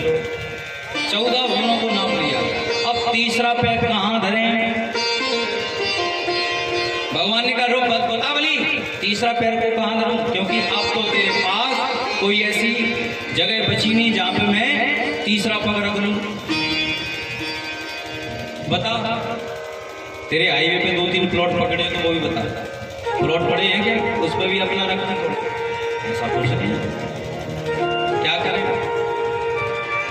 तब तो भगवान नारायण को गुस्सा आया कि तुम पहले वचन देते हो, संकल्प करते हो 3 पग भूमि का, और 2 पग में भी हमने तुम्हारे पूरी धन संपत्ति को नाप लिया, 3 पैर कहाँ धरूं? क्योंकि वचन भी पूरा करना है। बलि तो शांत हो गया, 3 पग के लिए जगह ही नहीं। भगवान गुस्सा हो गए और बलि को बंदी बना लिया और अपने पैरों में डाल दिया। बोल बलि, अभी भी बता क्या करूं मैं? तीसरा पग कहां धरूंगा? अब तो जैसे ही उसकी पत्नी को पता पड़ा, पत्नी आई दौड़ी दौड़ी,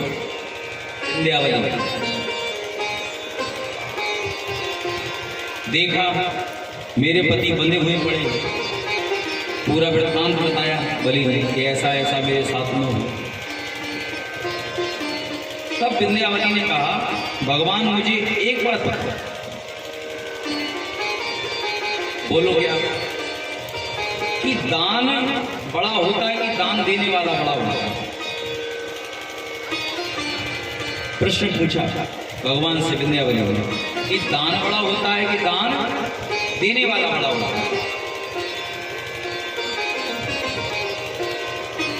मकान बड़ा होता है कि मकान मालिक बड़ा होता है?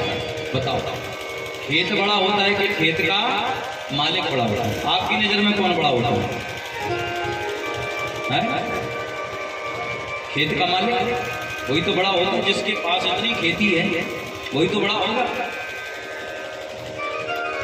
भगवान ने भी कहा कि खेत का मालिक बड़ा है, दान देने वाला बड़ा है भैया। जब उसके पास इतना धन संपत्ति होगा, इतनी सब कुछ ऐश्वर्य होगा, तभी तो वह दान करेगा। दान देने वाला बड़ा होगा। एक का तो विंध्यावली कहने लगी, एक बात बताओ मुझे कि तुमने अभी तो मेरे पति की पूरी धन संपत्ति नापी, जितनी हमारी पति की धन संपत्ति पूरी, लेकिन जो हमारे पति का अभिमान है, जो स्वयं मकान मालिक है, खेत का मालिक है, वो तो अभी ऐसा ही पड़ा हुआ, उसको अभी तो तुमने नापा ही नहीं है? अब एक काम करो, एक पैर को मेरे पति के सिर के ऊपर रख दो तो तुम्हारा 3 पग का पूरा वचन पूरा हुआ। तब भगवान ने अपने तीसरे पैर को राजा बलि के सिर पर रखा और उनके 3 वचन पूरे हो गए। बोलिए भगवान नारायण की जय। जैसे ही 3 पैरों के वचन पूरे, और अब तो राजा बलि से भगवान नारायण इतने खुश हो गए, इतने खुश हो गए, इतने गदगद हो गए उसकी भक्ति से, क्योंकि उसने कुछ कहा नहीं कि तुम मेरी इतनी धन संपत्ति को नाप रहे, कुछ नहीं, देता गया। इतने खुश हुए कि अब तो स्वयं भगवान कहने लगे, राजा बलि मैं तुम्हारी भक्ति से प्रसन्न हूं, अब तुम एक काम करो, मुझसे कुछ मांग लो। जैसे ही मांगने की बात आई, राजा बलि हंसने लगे कि बताओ, अभी थोड़े ही देर बाद मेरी धन संपत्ति को नाप गए और मेरे सामने भी हाथ पसार रहे थे और मुझसे अब कह रहे हैं कि तुम मुझसे कुछ मांग लो। मेरी धन संपत्ति को लेकर और मुझसे ही कह रहे हो कि कुछ मांग लो। राजा बलि कहने लगे मुझे कुछ नहीं चाहिए, क्योंकि मेरी एक आदत है और वो क्या है कि हालड़ भूमि त्याग दई तब फेर न पाव धरे भुलमाही, रैन को त्याग दई चकवी फिर पिए को हेरत शत्रु की नाही। हालड़ भूमि यानी हालड़ एक पक्षी होता है, उसका ऐसा संकल्प लेता है, ऐसा वचन होता है कि वो कभी धरती को स्पर्श नहीं करता है। अगर धरती पर आएगा तो कोई लकड़ी को ऊपर से लेकर आएगा, लकड़ी को नीचे डालेगा, जब उसके ऊपर बैठेगा। ऐसा एक हालड़ पक्षी होता है। तो वही बता रहे हैं कि हालड़ पक्षी भूमि त्याग दई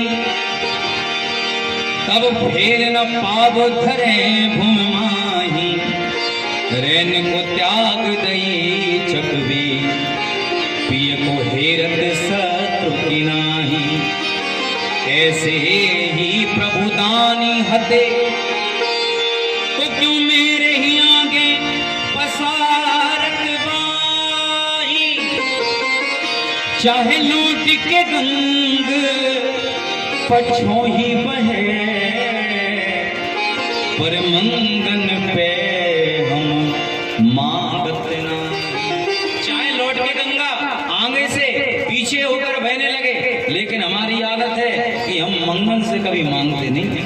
तुम तो हमसे मांगने आए थे और हम तुमसे ही मांगे, ऐसा नहीं हो सकता प्रभु। तब भगवान ने प्रसन्न होकर कहा एक काम करो, मैं तुम्हें सुतल लोक का राज देता हूं, तुम सुतल लोक में जाकर रहो। इधर स्वयं भगवान ने सुतल लोक की कहा, लेकिन विंध्यावली बोली कि तुम्हें भगवान स्वयं दर्शन दिया और सब कुछ छीन लिया, फिर तुमसे कह रहे हैं भगवान कि कुछ मांग लो। तुम इतने अभिमानी मत हो जाओ, कुछ भगवान से मांगेंगे हैं? इतने अभिमानी मत बनो, कुछ ना कुछ तो मांगो मुझसे। तब राजा बलि ने कहा एक काम करो, तुमने मुझे सुतल लोक का राज तो दे दिया, लेकिन प्रभु बस इतनी इच्छा है मेरी कि जब भी मैं राज से बाहर जाऊं, जब भी मैं राज करके वापस आऊं, हमेशा तुम्हारा दर्शन मुझे होता रहे, 24 घंटों तुम मेरे सामने रहो। भगवान ने कहा सीधे सीधे क्यों नहीं कहते, चपरासी बन जाओ, द्वारपाल बन जाओ, क्योंकि द्वारपाली के तो दर्शन होते हैं। जब रात से बाहर जाएंगे तो द्वार पर खड़े रहते हैं, द्वार पर आएंगे तभी द्वार पर दर्शन होगा। भगवान ने कहा ठीक है चलो, सुतल लोक में गए। अब तो रोजाना बलि जाए भगवान का दर्शन करते हुए, रोजाना आए भगवान का दर्शन। ऐसे ऐसे बहुत टाइम व्यतीत हो गया। इधर नारद जी सीधे लक्ष्मी मैया के पास पहुंचे। नारायण नारायण श्रीमन नारायण नारायण नारायण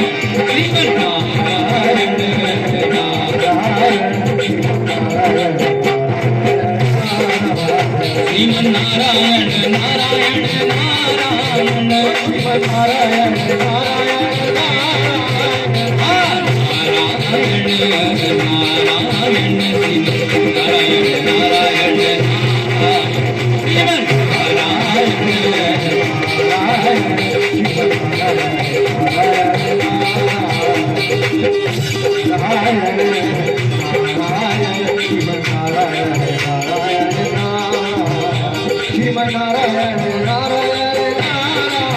श्रीमन नारायण नारायण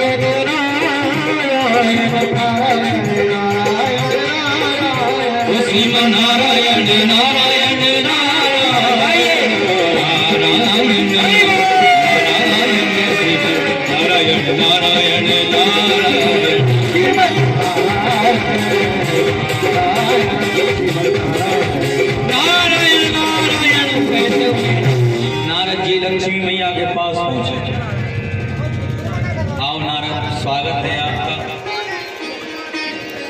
बड़े दिनों में आना हुआ,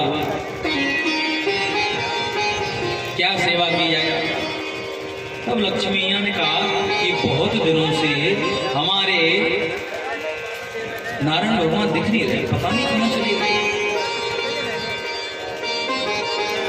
तब नारद जी ने कहा, अरे भैया तुम कैसी बातें करती हो, भगवान ने तो नौकरी कर रही है, नौकरी कर रहे हैं वो। अच्छा, तो लक्ष्मी मैया ने सोचा कोई अच्छे पोस्ट पर होंगे, राजा बने होंगे, महाराजा बने होंगे, मंत्री बने होंगे, संतरी प्रधानमंत्री बने होंगे, कोई अच्छी पोस्ट मिली होगी। नारद जी से कहा, नारद जी ने कहा मैया बहुत अच्छी पोस्ट पर हैं, चपरासी बने। अरे बताओ, जो स्वयं लक्ष्मी का पति और उसे ऐसी नौकरी करनी पड़ी है, चपरासी, ये कैसे हुआ। तब नारद जी ने पूरा वृत्तांत बताया, और वृत्तांत बताकर जब लक्ष्मी ने पूछा अब ऐसा क्या किया जाए जिससे भगवान स्वयं वैकुंठ में आ जाए, तब लक्ष्मी जी को उपाय बताया नारद जी ने। तुम एक काम करो, बलि की कोई बहन नहीं है, तुम उनकी बहन बनकर जाओ और राखी बांधकर उनसे जब तुम मांगोगी राजा बलि से स्वयं भगवान तो जरूर देंगे। यही काम है।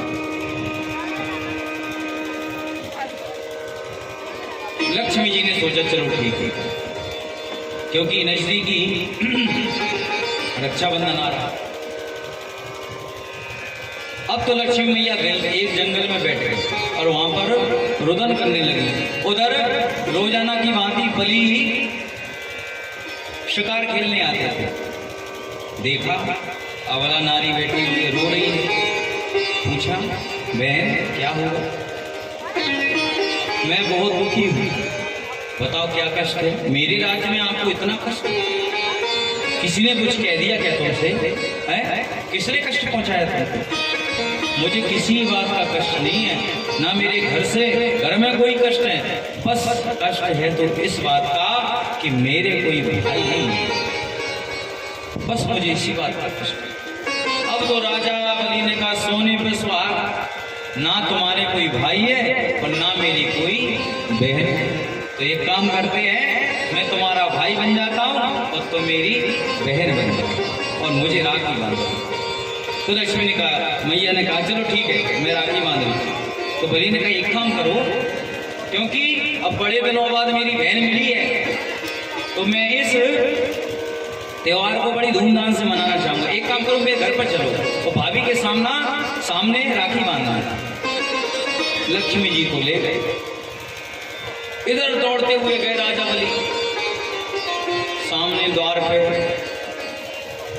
हमारे भगवान खड़े हुए, कहने लगे एक काम करो मेरी बहन आ रही है पीछे, उनका स्वागत करो, जाओ जाकर, और मैं अभी तैयारी में थोड़ा लगता हूँ, तुम जाओ पीछे, मेरी बहन आ रही है, उनका स्वागत करो। भगवान ने सोचा अभी तो इनकी कोई बहन नहीं थी, अब कहाँ से बहन आ गई। चलो कोई बात नहीं, मुझे आदेश मिला है तो जाना ही पड़ेगा। भगवान जा रहे हैं, अब सामने से देखा कि उनकी पत्नी चली आ रही, मुंह छुपाने लगे कि अभी इसने देख लिया तो अभी बात का बतंगड़ बनाए, मुंह छुपाने लगे।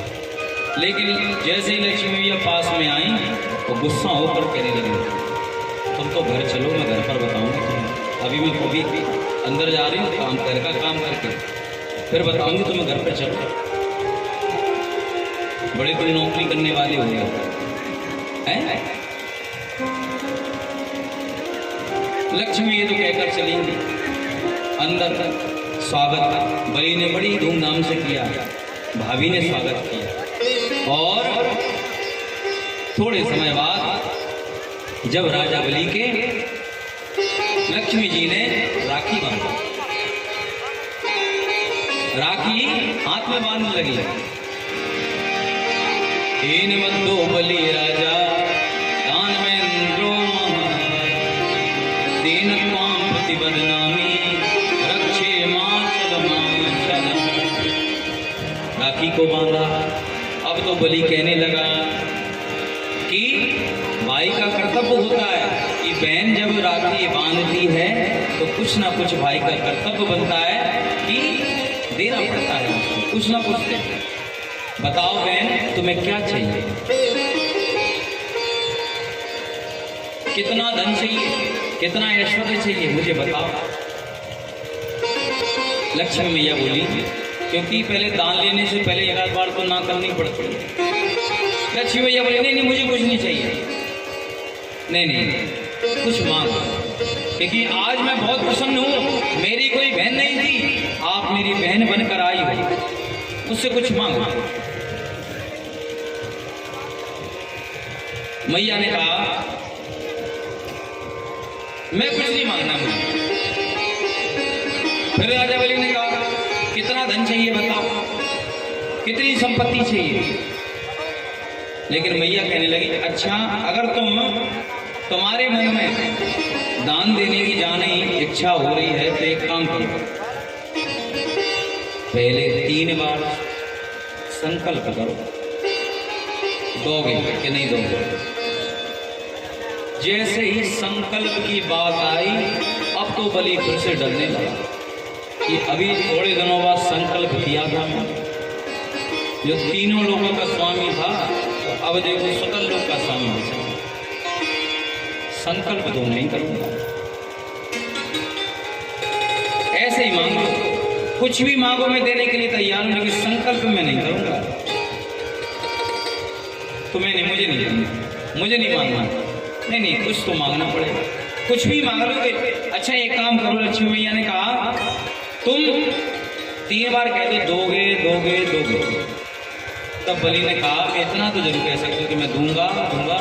अब मांगो, धन संपत्ति चाहिए, तुम धन संपत्ति की बात कर रही हो। तुम एक काम करो, मेरे घर पर चले जाओ, इतनी धन संपत्ति तो मेरे कचड़े दान में ही होगी, कि स्वयं लक्ष्मी है और लक्ष्मी से कह रहे हैं कि तुम्हें धन संपत्ति चाहिए। तब लक्ष्मी जी ने मांगा तुम एक काम करो, मुझे और कुछ नहीं चाहिए, बस ये द्वार पर जो तुम्हारा द्वारपाल है ना, जो मंद मंद मुस्कुरा रहा है, मुझे उसका दान कर दो बस, और मुझे कुछ नहीं चाहिए। क्योंकि तुम्हारी बहन के घर इतनी संपत्ति है, इतना ऐश्वर्य है, उसका कोई रखवाला नहीं है, बस मुझे ये तुम्हारा द्वारपाल चाहिए। अब तो जैसे ही बलि ने देखा कि भगवान को मांग रही है स्वयं, है इतने द्वार पार खड़े, हट्टे कट्टे द्वार पार खड़े, लेकिन ये बटुक सा छोटा सा, कुछ ना कुछ तो है। तब राजा बलि ने कहा अगर मैंने सच्चा दान किया हो, सच्चे मन से दान किया हो और दान देने में कभी पीछे नहीं हटा हो, तो ये जो कोई भी हो तुम वो सही स्वरूप में आ जाओ। और जैसे ही बलि ने कहा लक्ष्मी मैया स्वयं प्रकट हो गई, राजा बलि को दर्शन दिया। वो लक्ष्मी मैया की जय।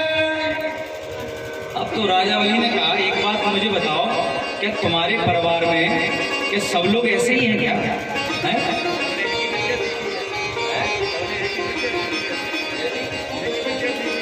हाँ तुम्हारे पति बताओ छल कर आए और मुझसे पूरी धन संपत्ति ले गए, अब तुम आई हो। तब बलि ने कहा कि मुझ जैसा भाग्यशाली कोई हो नहीं सकता, और पास में गए और भगवान नारायण का हाथ स्वयं लक्ष्मी के हाथ में रखकर कहा कि, और रोने लगा, चरणों में गिर गया और रोते रोते इतना कह रहा है, भगवान नारायण कहने तुम्हें तो खुश होना चाहिए, तुम रो क्यों रहे हो? अब रोते रोते कहा कि मुझ जैसा भाग्यशाली कोई हो नहीं सकता। लोग मेरी तारीफ करते थे मेरी तारीफ कि मेरे जैसा दानी भूतो न भविष्यति कोई हो ही नहीं सकता, लेकिन आज मुझे विश्वास हुआ है कि मेरे जैसा दानी कोई नहीं है, क्योंकि जो तीनों लोगों का स्वामी स्वयं मेरे द्वारे पर आकर मुझसे दान मांगता है, तब मैं तीनों लोगों को स्वामी धन संपत्ति का दान करता हूं। और जो सबको खिलाने वाली लक्ष्मी, स्वयं लक्ष्मी को लक्ष्मीपति का दान दिया मैंने। मुझ जैसा भाग्यशाली बताओ कोई हो सकता है क्या? है? तीनों लोगों का स्वामी को धन संपत्ति का दान दिया, और जो स्वयं लक्ष्मी सबको खिलाने वाली लक्ष्मी को लक्ष्मीपति का दान दिया। मुझ जैसा भाग्यशाली कभी हो नहीं सकता। तब राजा बलि की ऐसी भक्ति को देखकर भगवान ने कहा कि राजा बलि, तुम चिंता मत करना, तुम सोचो कि मैं जा रहा हूं, मैं तुम्हें विश्वास दिलाकर वचन देकर जा रहा हूं कि तुम्हारा द्वार कभी खाली नहीं होगा। 4-4 महीने से तीनों देवता एक ही सेवा, तीनों देवता 4-4 महीने तक पहरा देते रहेंगे तुम्हारे द्वार पर। ऐसा आशीर्वाद देकर लक्ष्मी और नारायण भगवान अपने वैकुंठ में गए। बोले लक्ष्मी नारायण भगवान। तो आप लोग बहुत देर से अब कथा सुन रहे हो, तो एक काम करो, अब 10 मिनट का हम लोग विश्राम ले ही लेते हैं। वैसे इच्छा नहीं है लेकिन फिर भी ले लेते हैं, क्योंकि 10 मिनट का विश्राम है। आइए 2 मिनट हरिनाम संकीर्तन करेंगे उसके बाद, लेकिन जल्दी आना, कथा भी बहुत है और समय पर हमको समाप्त करनी है, इसलिए जल्दी आना। श्री कृष्ण गोविंद हरे मुरारी, हे नाथ नारायण वासुदेवा। श्री कृष्ण गोविंद हरे मुरारी, हे नाथ नारायण वासुदेवा। श्री कृष्ण गोविंद हरे मुरारी, हे नाथ नारायण वासुदेवा। श्री कृष्ण गोविंद हरे मुरारी, हे नाथ नारायण वासुदेवा। हे नाथ नारायण वासुदेवा, हे नाथ नारायण वासुदेवा, हे नाथ नारायण वासुदेवा। कृष्ण गोविंद हरे मुरारी, हे नाथ नारायण वासुदेवा। कृष्ण गोविंद हरे मुरारी, हे नाथ नारायण वासुदेव। राधे कृष्ण कृष्ण कृष्ण राधे कृष्ण कृष्ण कृष्ण राधे कृष्ण कृष्ण कृष्ण राधे कृष्ण कृष्ण कृष्ण राधे कृष्ण कृष्ण कृष्ण राधे कृष्ण कृष्ण कृष्ण राधे कृष्ण कृष्ण कृष्ण राधे कृष्ण कृष्ण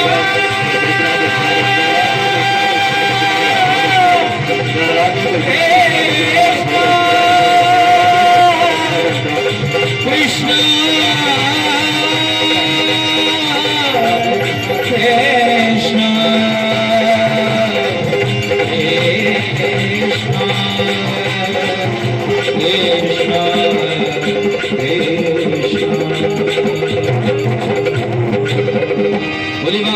बहलाल की, श्री राधा रानी सरकार की, वृंदावन बिहारी लाल की। देखिए विश्राम हुआ है, लेकिन आज हमारे मध्य में दबों से चलकर, वैसे हमारे बगल में ही रहते हैं सूरदास जी महाराज आए हैं, तो इनका स्वागत है भागवत में, और इनके माध्यम से, इनके मुख से बड़ा ही सुंदर भजन करते हैं, सभी को मालूम होता है। साक्षात हाँ कृपा है भगवान की इनके ऊपर। तो उनसे मेरा आग्रह है कि वो आए, एक भजन की प्रस्तुति सभी भक्तों को सुनाएं।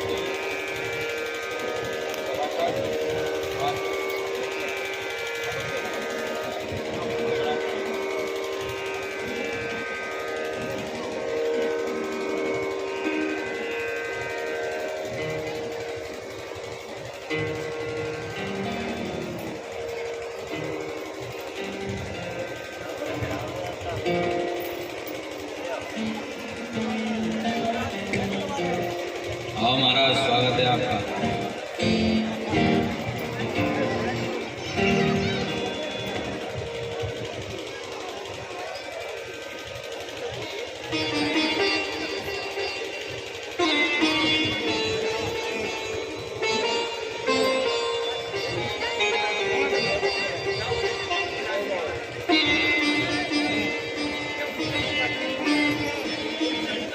ऊपर